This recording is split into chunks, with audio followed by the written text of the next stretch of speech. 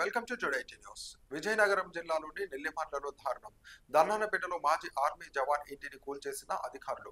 TDP మండల స్థాయి నాయకుడి ఫిర్యాదుతో కదిలిన యంత్రాంగం భారీగా మోహరించిన పోలీసులు. ఘటన స్థలానికి చేరుకున్న రెవెన్యూ అధికారులు. ఇల్లు కూల్చివేయడంతో చాలా దారుణమైన చర్య అని అంటున్నారు స్థానికులు.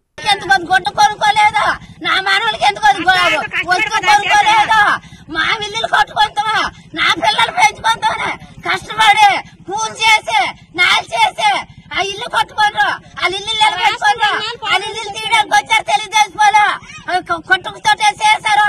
వీళ్ళందరూ నాయకులట. మా ఇల్లు తీయడానికి మేము ఏడు చేసామా? వాళ్ళ పిల్లలు అన్నావా, వాళ్ళ అమ్మలు అన్నావా, వాళ్ళగానే అన్నావా?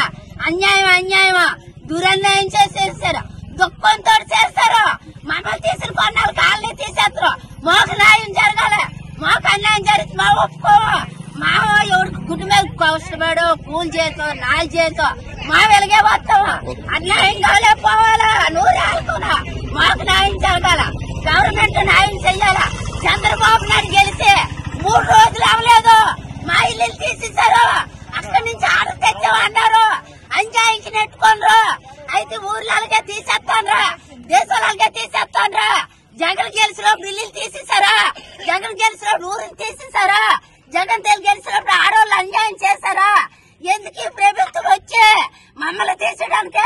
మేము కష్టపడి కొట్టుకుంటున్నాం కొడుకులు. నాకైనా ఒక్కడికి ఎంజాయ్ లేదు.